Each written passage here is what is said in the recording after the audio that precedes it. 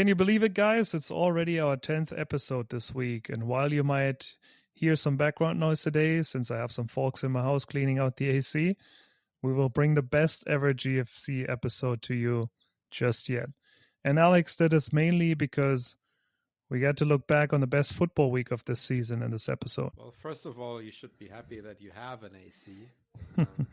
As you may know, it's not a popular thing to have ACs in Germany, so we've been sweating our butts off this summer once again. But summer's almost over, and the Bundesliga is in full swing. So yes, I can only agree, Rick. Hello, GFC fans. Let's start this off with a review of the German performances in the European Cup competitions. Once again, we had 8 teams competing in the 3 European competitions. Nevertheless, it wasn't a very successful week for the German teams. Only 3 of them managed to win. Out of those 3, only 1 team actually managed to win their game in the Champions League, which was VfB Stuttgart. They took away a 1-0 win over Juventus Turin. Was an away match. I think we're gonna speak about that a little later on as well. So I'm not gonna explain too much yet. So rather talk about the other games. Obviously, the 2 biggest games of the match day, I should say, was the rematch of the Champions League final this year between Real Madrid and Borussia Dortmund. Dortmund started, perfectly into the game. I think they were at least, over the vast majority of the first half in full control over the game. They went up 2-0 in the first half. But unfortunately, in the second half, I don't know exactly what has changed. All I can say is Nuri Sahin made a couple of, unlucky and questionable coaching decisions. He took off, first and foremost, Jamie Gittens, who was probably the best player on the pitch in the first 45 minutes. And in the second half, Dortmund just totally lost control over the match. Real Madrid fired 5 goals into the net. They took the home win in the Bernabeu at the end with 5-2 goals. Could have been even higher. Very unfortunate performance. So maybe before we move on to the next match, did you see the game? Any thoughts on what happened there in Madrid? Yeah, Alex, I watched it as usual, and I think you analyzed the situation pretty well already. I don't understand some of the coaching changes there. Gittens is one of the best players for me in this young Dortmund season. He is, if you saw some in some of the games they had, he was the deciding factor. So I don't understand why he is only brought on for 45 minutes or then taken off after 45 minutes. But this is a game that Dortmund doesn't need to lose. As you said, they seem to be in control over the first half. And then, it's always difficult in Madrid, and, they can always turn the game around. But there was no reason to, really fall so deep and basically stop attacking at all in the second half. And you also wonder, you can also play back and try to defend, but you still wonder why there are so many individual mistakes, really, critical mistakes by some of these, solid and experienced players that Dortmund have. I'm thinking about Emre Can. I'm thinking about Nico Schlotterbeck, guys that, can perform on the top level. It just doesn't, how do you, it just doesn't add up to that quality, right? Certainly. It's just, especially Emre Can, I think he's a perfect example. In fact, a couple of weeks ago, he openly complained that the public and the media and the fans were too critical about him and his performance. But yet, as you said, he comes on, immediately makes 2 horrible mistakes, one of which led to the, I think it was the equalizer, if I'm not mistaken. Then he also lost the ball prior to the 3-2 for Real Madrid. It's just expectation and reality seem to be fairly far away from each other currently at Dortmund. But that's the reality. I wonder how they're going to get out of this. Maybe we can continue the discussion a little later in this podcast. I believe we speak about Dortmund in more detail. So let's move on to the next highlight match of the game day, which was Bayern Munich's visit to Barcelona. From the past years, we know that Barcelona has always been one of Bayern's favorite opponents. All of us remember the legendary 8-2 in the Champions League winning season 3 years ago. This time, with Hansi Flick now in charge at Barcelona, things turned out quite differently. I want to say Bayern didn't really make their worst match to date. It was certainly not what they wanted, and certainly not up to the standards. But it wasn't too terrible. Nevertheless, Barcelona was clinical in their finishing. Lewandowski scored twice, I believe, in the first half. They went up 2-0 and ended up winning the game with 4-1 goals. So German teams in Spain seems to be a bit of a difficult terrain this year once again. Mm-hmm. What's your take? But it wasn't always like that, right? Especially Bayern and Barcelona was a clear matchup over the past years, and Bayern was able to control that. Real Madrid, obviously a different animal, performing on any different level than really any club in Europe for the past year. So that was always a tough ground to win. But Bayern, I'm not 100% with you and your assessment.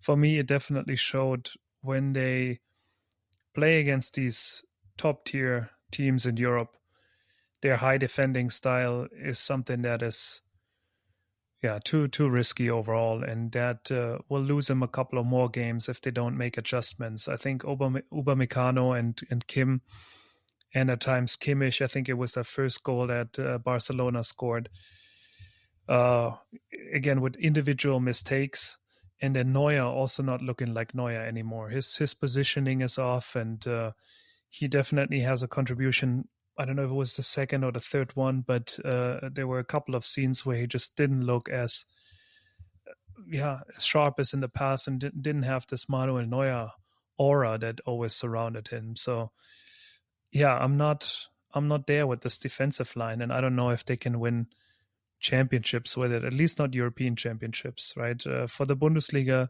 it seems to be once again enough this year, because the others are dropping point, and we will see that in our review of this game day again, that Bayern is already developing a little cushion here.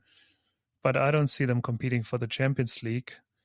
Neither do I see them winning the Pokal, because it only takes that one match, and there will be teams also in Germany that can out coach them, out strategize them, at least for this one game, and that's what I'm seeing here with Bayern. Yeah, certainly. And who else if not Hansi Flick should know Bayern Munich inside out? And I think he managed Barcelona's team very, very well.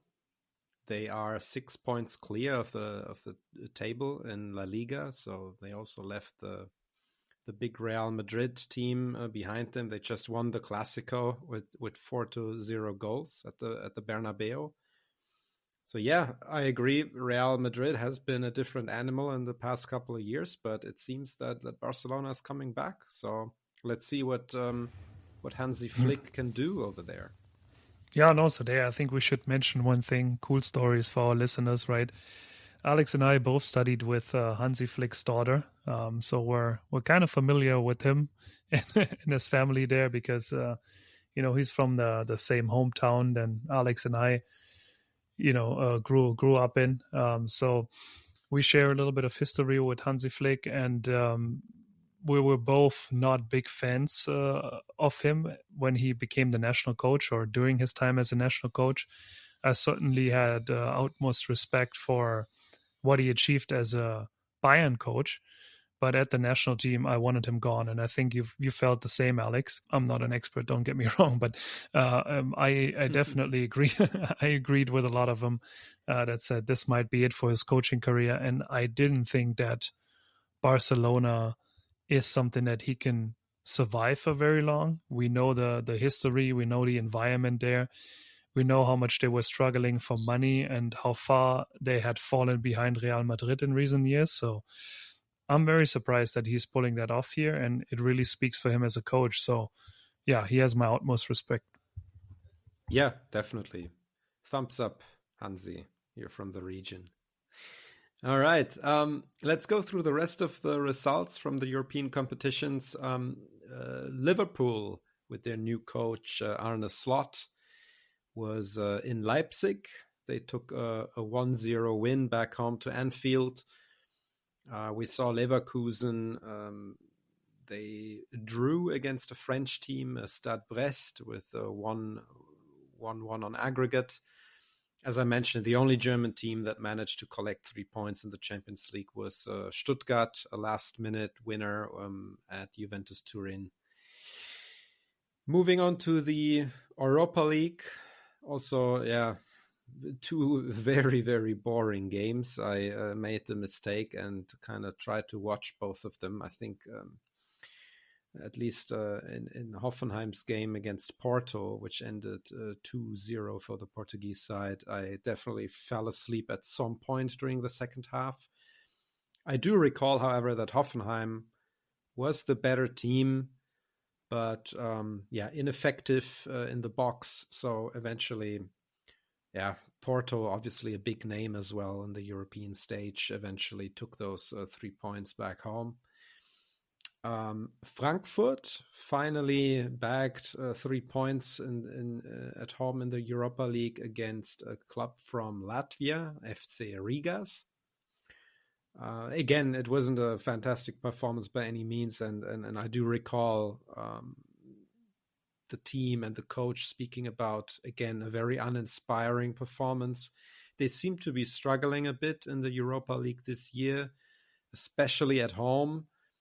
But nonetheless, I just hope that one way or another they're going to survive the league stage and make it to the next round.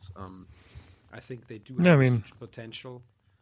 They certainly have 7 points too, right? So they're not in a bad spot here. If you look at that giant table with 36 teams, they're in the top 8. But I think what you see a little bit with Frankfurt is that they don't give this competition the same. What is the right word for that? I don't want to say respect, but certainly attention, focus. Yeah, I think that those are good words to describe it.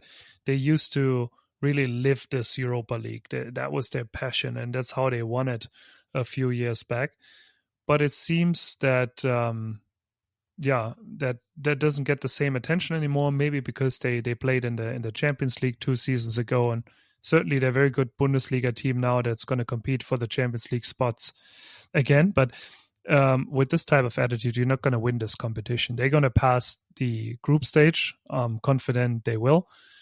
But then in the finals, you got to show your real face, and you got to show that will and that commitment to really want to win it, right? We saw big names in the Europa League over the last years, and none of them ever really made it to the final because they didn't give it the same attention than the league or the Champions League that they played before. And the old system where some of them claimed then the third spot and kind of got downgraded to the Europa League, and then you feel like, oh, now Chelsea's in the Europa League or Liverpool is in the Europa League, they're going to win it. Well, guess what? At the end, none of them claimed the title because they were missing that extra passion that you need and that fighting spirit. So let's see if Frankfurt can actually win that back.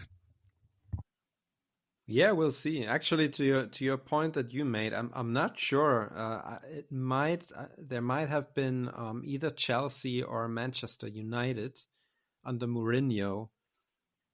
One of them might have started actually in the Champions League and then, as you say, got downgraded. But yeah, I'm with you on that one. it's obviously a huge blow as well for the team, right? You start in the Champions League and then you end up in this undesirable tournament, how it was often perceived by the big clubs. But nonetheless, it's a serious competition, and we'll see once this league stage is over, the real competition starts. Yeah, and I think one thing that we can definitely conclude after this weekend, Alex, I don't know how you feel about this new modus, but I actually like it a lot. I mean, you have 2 more games, that's right. So it adds to the calendar again. There's a lot of teams also that you can see throughout the Champions League, Europa League, and Europa Conference League that are not able to compete on the same level and that you find at the bottom of the table. But you also have these, higher ranked matchups like Bayern versus Barcelona or Dortmund against Real Madrid early on already, and more of these duels than what you would have in the actual regular group stage. And you see it creates some surprises. All of a sudden, after 3 game days, Bayern only has 3 points, has 2 games lost already. Do you really think that would have happened in the classical group stage? I really doubt it. So I do like this modus, and it creates a different tension, and it's going to be tough and close till the very end in January, and then we will see who will claim those open spots for the finals. But yeah, I quite like it, to be honest. Yeah, it's definitely shaking things up. I gotta agree to that. I need to see a couple more matches, I think, before I can make my conclusion. I'm a little more resistant to change than others. But I agree. It's certainly an entertaining competition so far there in the Right. Champions League and Europa League. And one thing that we didn't discuss with our audience yet is my super innovative new Bundesliga model, Alex, that I proposed to you many, many times before. So once you realize how charming this new Champions League mode is, maybe we can reopen that topic and share it with our audience at one point. All right. Okay. I promise. I promise. In the next national break, we may have a special on that, and then you can present your innovative concept. Let's see. Appreciate it. Okay, let's move on here. Let's move on. All okay, right. so you want to share your thoughts on the Bundesliga with us? Yeah, so I think we forgot to talk about Paphos FC from Cyprus against Heidenheim, also a classic in European football. But I mean, it's nice that Heidenheim took away another win. So also here it looks like they're passing their group stage, and good for German football. So congrats to Heidenheim, our friends. At least Cyprus must be a nice away trip for the fans. Yeah, the weather is certainly better than in your area. Anyways, the Bundesliga performance of the team that played international during the week were quite mixed as well. So the only team that was able to pull 2 wins away from this last week was Stuttgart. They had a 2-win over Kiel on the weekend, kind of bringing them back onto the path of success in the Bundesliga. Undaf, one of the scorers again, El Bilal Touré, who also scored in Turin. So yeah, good for Stuttgart. Good performance there. Leipzig and Bayern, in the meanwhile, they rebounded on the weekend after their losses in the Champions League. Leipzig had a solid 3-1 over Freiburg, keeping them at distance. And then Bayern, very unsurprising 0-5 over Bochum in another friendship duel this weekend. But there was no gifts for Bochum on this weekend. Bayern took away the 3 points. So both of them now have 20 points and they're spearheading the table. They're going head to head. Bayern is really the clear leader when it comes to goals. Yeah, and then both managed at the same time with their wins to keep the followers at distance. So there's a 5-point gap now between Bayern, Leverkusen, Frankfurt, and Union, who both or all three actually just tied. So Frankfurt played Union directly. It ended 1-1. Leverkusen with a 2-2 tie over Bremen in the Saturday night game. Yeah, Leverkusen, again, struggling, and even more troublesome, really, Dortmund, Alex. You mentioned it a little bit already. what they had to go through in Madrid on Tuesday. But yeah, their series of bad luck continued in Augsburg on Saturday, where they went ahead early on, I think in the 4th minute, 1-0, but then they basically stopped playing. And Augsburg came back into the game, scored a 1-1 and a 2-1 eventually, and Dortmund really had no tools anymore to get back into the game. And yeah, we'll talk about it more later, but the reaction from the fans was saying it all. People are upset there in Dortmund. Then, Alex, beautiful Bundesliga 2 again. We should discuss that as well. It was really a pleasure to watch this weekend. We just missed a new all-time goal record by only one goal, actually. We saw 45 goals in total and some really spectacular games. One of them I won't reveal just yet because we're going to talk about it when I will show you my unmatched moment. But there were certainly two surprises that I would like to mention here. One of them is the win of Elversberg over Hamburg, which is a 4-2. So, not only Kaiserslautern and Berlin are getting slapped by Elversberg, but also Hamburg. So they're really killing all the big teams this season. And quite frankly, I don't think they will have anything to do with relegation as it stands right now.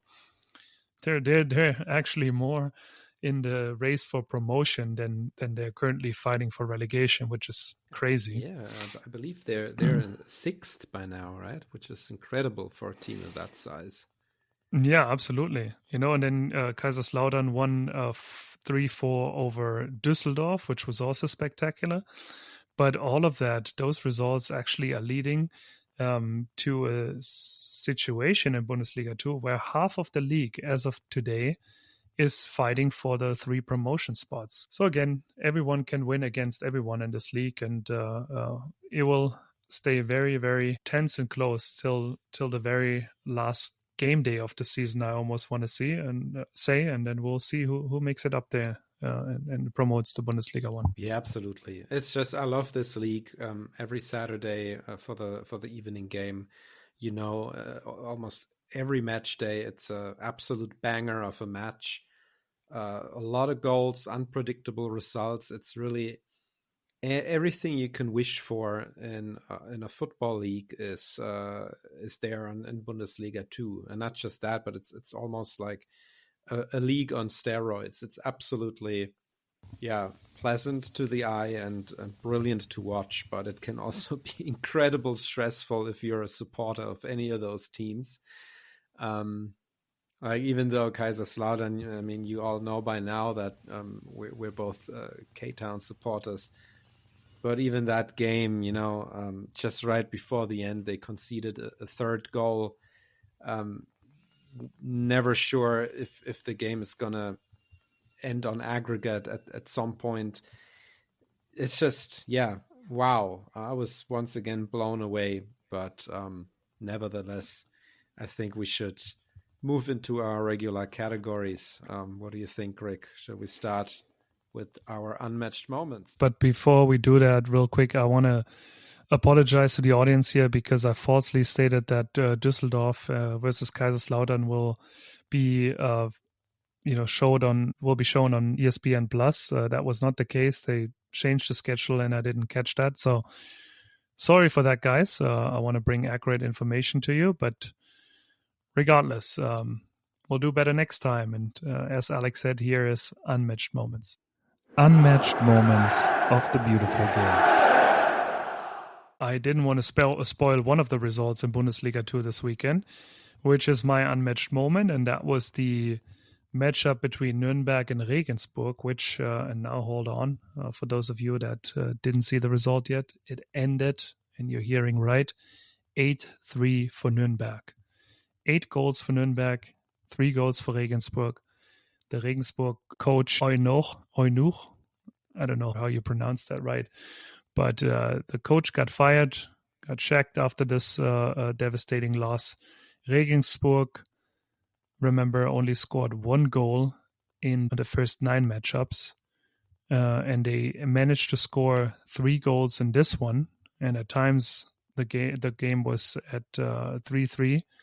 headed, into and about to end in a draw. And then Nuremberg really went on a striking streak here with scoring the 4-3, and then Regensburg completely fell apart, conceding the fifth, the sixth, the seventh, and then eventually the eighth one. So yeah, it was a spectacular. I just listened to it on the radio. There was no broadcast of that game anywhere, but it was fun to listen and follow the live ticker on this. And I really couldn't believe it, Alex. You and I were texting a little bit, and I said, "Hey, this might be worth an unmatched moment here this week." And this is when the game was at 4-3, because it was going back and forth, back and forth. And then at the end, you texted me an hour later. So I can't believe it. I just saw it ended 8-3. So what do you say to that? Yeah, I mean, what can I say? It's even the games that you would typically, as a viewer, if you're not a Nuremberg or a Regensburg supporter, you may not give it the highest priority on your watch list. But it just shows you that even those games are totally unpredictable and may just end in a killing spree like that. It's interesting that you mentioned Regensburg until this past weekend only scored 1 goal in all of their games, yet they collected already, and I should say, already 4 points. It's probably not great. They're still in 18th, so the last spot on the table. But if you compare that to Bochum, for example, in Bundesliga 1, they scored a couple more goals, but managed to only turn them into 1 point. So from that point of view, Regensburg is not even. They still are somewhat in touch with the 17th and the 16th, but I just, after last week, I just see them going down to the third Liga once again. I think they don't have the quality to compete in Bundesliga 2. So to me, Regensburg after this match is probably candidate number 1 to be relegated. Yeah, and that's the most surprising fact for me when I looked at the Bundesliga 2 table this weekend, because there was always this close gap between the mid of the table and the bottom of the table in Bundesliga 2. So usually you had, let's say 5 clear candidates that were fighting for promotion, and the rest of the league was very tight, almost all the way down to the 15th spot, 16th spot, right there where you start fighting for that, 16th relegation game type of spot that doesn't take you down directly, but that gives you another game. That there were usually only a couple of points between. If you look at the Bundesliga 2 right now as it stands, I believe between the 10th Kaiserslautern and then the 16th, they're 7 or 8 points in between. Yeah, so solid 7 points difference. Yeah, so that's almost like the Kaiserslautern has double the points of the 16. So that really flips the whole situation around than what it usually is. And you might see a Bundesliga 2 this season where a lot of teams can compete for promotion for a very long time, but the teams that are going down to the third league or fighting for relegation might be really clear early on. And that's, again, that's new. And for me, it might actually have something to do, Alex, with the density of top traditional teams that we currently have in Bundesliga 2. There's just so many big teams that I feel like more of them can compete for promotion than getting seriously in trouble for relegation, unless you're Schalke 04. Okay. All right. I agree. We'll talk about Schalke in a minute. So I actually also wanted to share my unmatched moment of the week with you, Rick, which is one of our favorite characters of German football overall, at least living characters, I should say. Christian Streich, the former long-time head coach of SC Freiburg. I think he was there for 12 or even more years. he was awarded the Walter Bensemann Award this year from the German Academy for Football Culture. Yes, you heard that right. We have such a thing. Shows you once again how important football is here in Germany. That is considered literally a cultural element. Maybe a little bit of context to this award. It's named after the founder, actually, of the German sports magazine Kicker, Walter Bensemann. Kicker is probably very, very traditional and one of the first proper sports magazines. It's something like comparable to the Corriere dello Sport in Italy or the Marca in Spain. I also read it every day. I'm sure you do too. And particularly this award honors Christian Streich's dedication, integrity, and social commitment during his long and successful career. And also the values he represented, such as fairness, inclusivity, and generally social responsibility in football, which was a very important thing for Christian Streich, and he has also been always very, very vocal about it. This award once again recognizes him as kind of a major voice in Germany against, let's call it, anti-democratic trends within football. And the award ceremony took place, I think, 3 days ago, just before the weekend, on Friday night. And other significant names who took this trophy away, or who've won the award in the past, I should say, include the Kaiser, obviously Franz Beckenbauer, but also Man United legend Sir Alex Ferguson and Joachim Löw, the World Cup winning head coach of the German national team from 2014.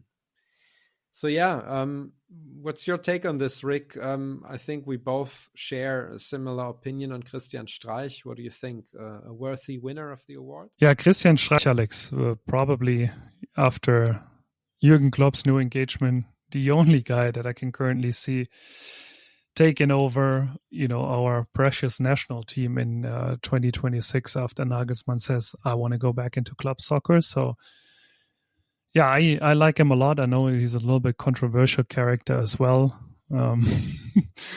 I remember having some discussions with some people we both know about, some of the statements that he makes. So he's definitely, like I said, he's political. He goes beyond the typical, that's a general football talk and analyzing the games. He's saying a lot about social issues, etc. as well. So that's not to everyone's liking, but I do like him. I think he's a character. He's certainly an expert in football and what he did with a team such as Freiburg, keeping them on this high level, really establishing them as a team that compete for Europe year after year. I think a lot of that is his making. So have the utmost respect for him as a coach. I hope we'll see him on in a top club somewhere in Europe again, or like I said, potentially even as a national coach. I would love to do that. I would love to see that.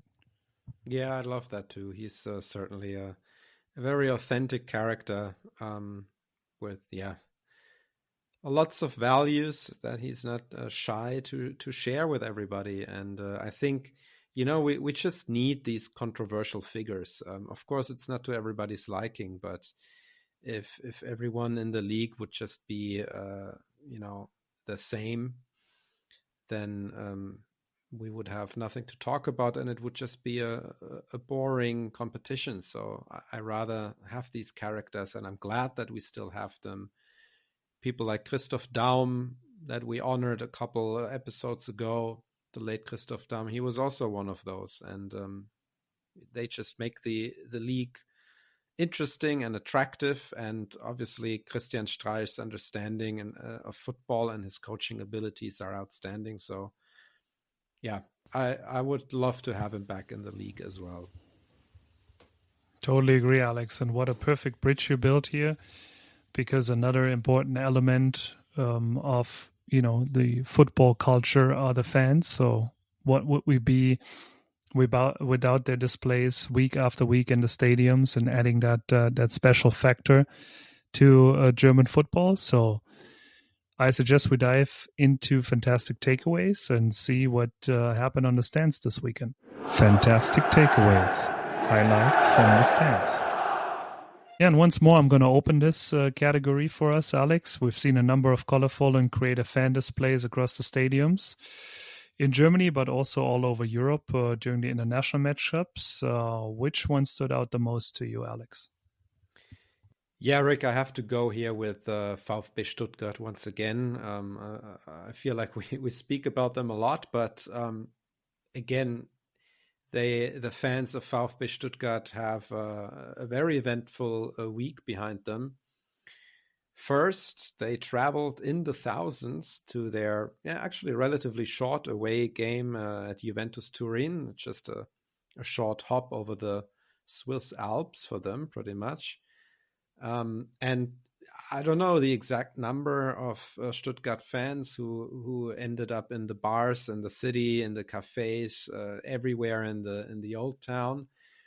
Even though only 5% of the stadium capacity, which is just over 2,000 seats, were actually available for Stuttgart fans. So very controversial situation here as well. Just on a side note, Juventus actually canceled many requests for tickets from German fans and even announced to disallow German nationals from entering the home section of the stadium. So they essentially banned Stuttgart fans from purchasing tickets anywhere outside the away section. But Stuttgart nonetheless traveled with everyone to Turin. They had a fan march all throughout the city. Very, very impressive images there, and I'm sure they had a hell of a time. So a couple days later, they played their home game, the following Bundesliga home game versus Holstein Kiel, and the introduction to the match, the opening was a brilliant choreography in the Cannstatter Kurve, very impressive, by the way. Actually, I'm a huge fan of the new Neckar Stadium there in Stuttgart after the renovation. It's an impressive, brilliant, beautiful stadium. They put up countless red and white flags all over the lower and upper tier, and a big banner in front of the stands that read something like "The entire wild South shines in white and red," which are obviously the colors of Stuttgart. So, yeah, great week. 6 points, amazing fan displays. Well done, VfB. Yeah, Stuttgart is always good for such a fan performance, so I don't mind featuring them more often, right? But I actually picked one of Stuttgart's main rival, which is the Karlsruhe SC or KSC from the city of Karlsruhe. And they played their game on the weekend against Hertha Berlin. And Berlin and Karlsruhe have a long-standing fan friendship. I think we covered that in some of the past episodes. We talk about the rivalries between Kaiserslautern and Karlsruhe as well, since they're regional competitors. And then Kaiserslautern again has actually a friendship with Stuttgart supporters. So that's all a little bit connected there in the southwest of Germany. Well, now KSC and Hertha Berlin had their matchup in Bundesliga 2 this weekend, and they celebrated that friendship across the entire stadium with, basically all ranks dressed in blue and white or white and blue, which is both of their teams' colors. And yeah, the whole day was just, under the a motto of this friendship, and it was really nice to watch this game and really seeing almost everyone in that stadium wearing either it looked like a raincoat, either a white raincoat or a blue raincoat, and good atmosphere in the stadium. Obviously, very loud fan chants, and so Karlsruhe and Berlin certainly a fantastic takeaway this weekend, and I thought it was worth covering it. But let's go from the friendship and joyful side of German football to the trouble that's happening in the league. And yeah, we have more than enough topics to cover in this section as well. We mentioned some coaching changes that happened, but yeah, Alex and I will now provide a deep dive on, two of the troublesome topics of the weekend that we chose. Cluball Trouble, painful to watch. Yeah, thanks, Rick, for that creative introduction. I'm going to kick that one off this time, and I'm just going to say one word, FC Schalke, period. Honestly, I don't know what is going to happen to this club. They lost again in a absolutely embarrassing and terrible fashion. Home game against Fürth, a team that is really not doing so great. Until last week, they were also sort of close to the relegation spots. Schalke at some point was behind with 3 points in their own stadium. Fürth managed to score 4 goals. The game eventually ended 3-4. So Schalke scored another 2 goals, which were eventually worthless in the end. But I just have no words. Week after week, Schalke is literally becoming a sparring partner for everybody else in the league. If you're having a bad time, just go to Schalke. They will let you win one way or another. And I'm running out of ideas how they can turn things around, because they already sacked their coach. We spoke about this Dutch gentleman, Van Wonderen. He started now with 0 points out of his first 2 games. And just a totally uninspiring performance. The fans were out of their mind. They stopped supporting the team somewhere in the middle of the second half, which says a lot, because typically Schalke's fans are very loyal and loud. But yeah, it's just hard to tell what's going to happen to this club. Are they going to disappear in League 3? Because if they do, it's going to be a disaster. Yeah, that stadium and all the infrastructure there to maintain, you might wonder how they would manage that. And now when I say they might wonder, right? There's so many great headlines that you can make with this coach Van Wonderen. Right? You might wonder about Schalke and Van Wonderen. Schalke and Van Wonderen need a wonder. There are so many. They do. They definitely need a wonder this year. So I think there's more enough for fancy headlines here, and a lot to worry as a Schalke fan, for sure. On top of that, they're broke, right? Schalke is pretty much broke, so they're also struggling financially. I just read earlier this morning that there's a discussion ongoing about, I think they need to find 5 million euros in cash until the end of the year. Otherwise, they may risk a point deduction in the upcoming season. That's absolutely crazy. In whichever league they're going to start the next season, they're already... Well, anyway. If they can't manage to stay in, I almost want to say, they're going to be done for decades. I mean, that's going to be such a hard and troublesome way back into into the top flight. Again, the stadium infrastructure, everything around it. We've seen this with other clubs. Once you go down to the third league and you're trying to rebuild, it's going to take you years and years and years, and infrastructure falling apart. They have so much regional competition there, so they were feeding themselves off the youth academy for a long time. All these young guys, before they go to Schalke, then they will go next door to Bochum. They will go to Dortmund. Yeah, I agree. But I believe you were going to speak about Schalke's biggest rival, right? Who's also in a bad position these days. Yeah, definitely on a different level. Right here, we're talking about the fans being upset because they don't know if they can requalify for the Champions League or if they will pass the group stage. But as Germany's second biggest club, Dortmund definitely has the ambitious, the squad to compete for titles. And they're far away from that, Alex. We mentioned it in the intro a little bit a couple of weeks ago already when this was kind of on the horizon, when the results were iffy. But now these iffy results and this, let's say, the first part of the season is almost not the first half, but the first third of the season is almost over at this point, and you cannot speak about rebuilding anymore and needing time, etc. Now you see a couple of games with really critical coaching mistakes and just some of these players that are supposed to put the team on their back, right, and lead them on the field, like Emre Can or Nico Schlotterbeck. You see them performing on a level that really worry you. They like these individual mistakes that we mentioned earlier.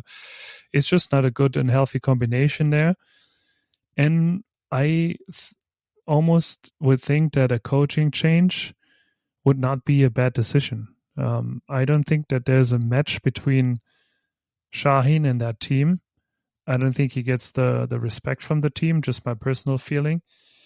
And on top of that, we also got to talk about the bosses, Alex. They have now, I saw a picture of their game in Augsburg. There were 7-8 people sitting on the top rows there for the Dortmund executives, from Ricken to Kehl to Sommer to what's the other guy's name? Mislintat, Watzke Mislintat. Yeah, how many more heads do you want to add?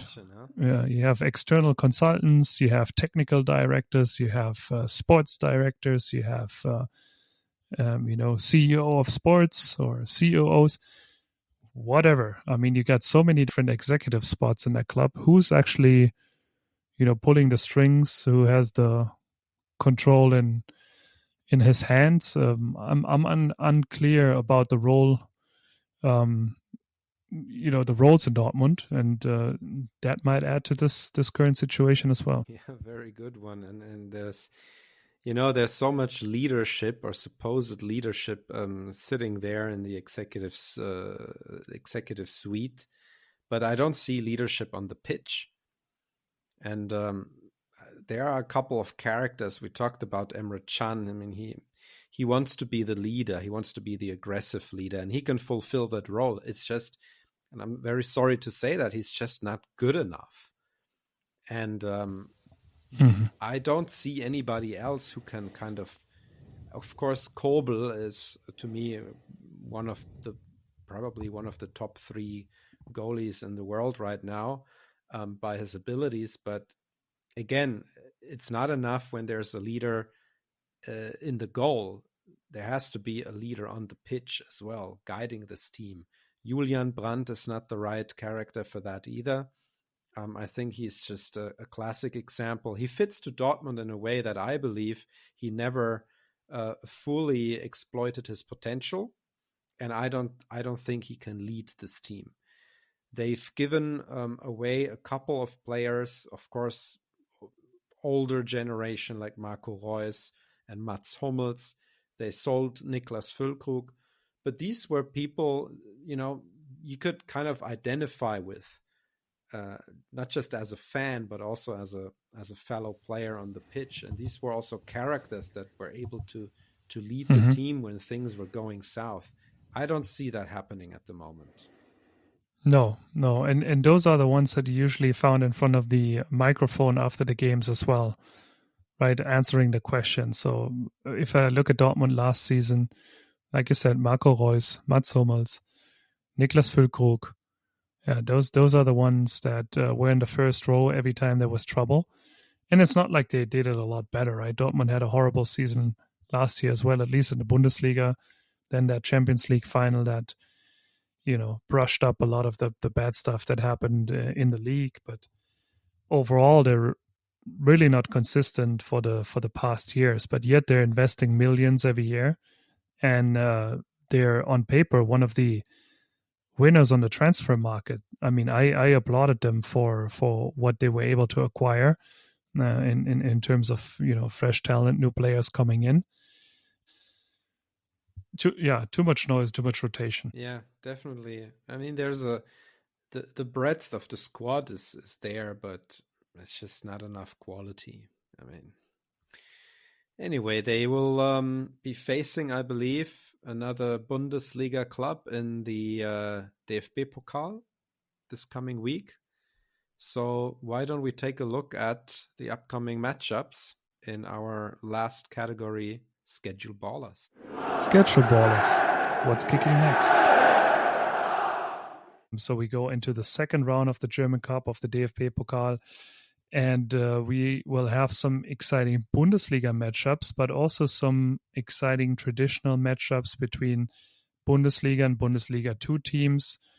One game that I'm looking very much forward to, because again, both teams are very close to my heart, is Stuttgart versus Kaiserslautern. Right, very tough matchup for Kaiserslautern as a Bundesliga 2 team. They're coming out of their league with 2 wins in a row, and you would kind of want to see them keeping up the momentum there. But Stuttgart, obviously, now a top team in Germany, so that's a hard match for Kaiserslautern. But it's going to be fun to watch. And this time, guys, trust me, I checked it already. It's going to be live on US TV. So for those of you that want to watch it, tune in on ESPN Plus. I believe 12:45 p.m. Pacific time is when it starts. Wolfsburg versus Dortmund. That's a Bundesliga matchup that could be for Dortmund actually a close one. If they lose this game, then on the weekend they're actually going to have Leipzig at home. 2 losses, and I believe that's it for Shahin. So we shall watch and see what happens there. Might be his last game for the club. Who knows? Yeah. And then some more interesting matchups to watch out for. Freiburg versus Hamburg could also be a close one. Of course, Freiburg is favored, but in Hamburg, a big club can always pull away a win in the DFB Pokal as well. Frankfurt against Mönchengladbach, that's another big Bundesliga matchup. And so is Mainz versus Bayern. Mainz versus Bayern is a clear one for me, even though Mainz is playing at home. They're going to play this game without their main guy, new German international Johnny Burkhardt. He got injured on the weekend, so we will not see him in this matchup. Frankfurt versus Gladbach, on the other hand, that's a closer matchup. And Alex, what's going to be on German TV? Do you know that already? I feel like that Frankfurt-Gladbach sounds like a really good one for them to broadcast. Yeah, I believe it's Stuttgart and Kaiserslautern tomorrow night on live TV, and Frankfurt and Mönchengladbach, or Mainz versus Bayern. To be honest, I haven't checked, because all I know is that I will be sitting in front of the TV tomorrow, watching the K-Town match. The beer's already in the fridge. Boys are coming over, so we're going to have a football night there tomorrow. Let's look at the Bundesliga matchups next week. I'm very much looking forward to the Friday night opening game of the match day, which is again involving Stuttgart. They are playing in Leverkusen. Yeah, both teams, top teams. So let's see how that ends. Then, of course, the top game of the match day on Saturday evening, Dortmund versus Red Bull Leipzig. As you said earlier, Leipzig is in very fine form. They're up there with Bayern Munich, sharing the top spot with 20 points. It might end up just being a title race between Red Bull and Bayern this year. So yeah, let's see. And Dortmund, on the other hand, and their coach Nuri Sahin, if he's still going to be in charge of the team next week, may even be in deeper trouble if they concede another defeat. So they might be eventually losing touch with the international ranks in the Bundesliga table. Then another interesting one is the Sunday afternoon game, Mönchengladbach versus Bremen, 2 giants of the Bundesliga. And Bremen, in fact, has been quietly collecting 12 points in 8 games already. And if they bag the 3 points in that game, they can actually catch up with the top 6 and look into the direction of the Europa League or the Conference League. Yeah, shifting gears to Bundesliga 2 real quick. There's also a couple of notable games again. Friday evening, Ulm versus Schalke, which is a full-on relegation fight. With everything you just heard about Schalke, they could be sliding deeper into trouble. And then, well, that is going to be a big deal there in Gelsenkirchen. And Saturday afternoon, we have Hannover versus Karlsruhe. That's a top matchup between the current second Hannover and then the fourth Karlsruhe, but they're just a point apart. So whoever wins will claim a promotion spot for the weekend. And then Saturday night, again, Alex mentioned already how fantastic these Saturday night games in Bundesliga 2 have been. The Saturday night game will move to Berlin this weekend for a matchup between Hertha Berlin and Cologne. And then Saturday afternoon, we have Hamburg versus Nuremberg and Klose. Also, one story that we had discussed in this podcast before, where we thought, it could be kind of dangerous for Klose if he loses another game or two to get Shasta as the coach. But he managed to pull away a couple of wins now, also with, this 8-3 that we discussed and a 4-0 the week before against Fürth. So Nuremberg is really on the move up and could even move past Hamburg in the table to now get involved in the fight for promotion. So again, this just shows you how close Bundesliga 2 is and how exciting it is. So I'm sure we'll have lots to cover next week again about these games. And in the meanwhile, we hope you have a good football week. You enjoy these upcoming cup games, and of course, stay tuned for our episode next week again. Please like, share, recommend our podcast to anyone you know. And we hope you have a good week, guys. Bye-bye. Enjoy the games, guys. See you around. Bye-bye.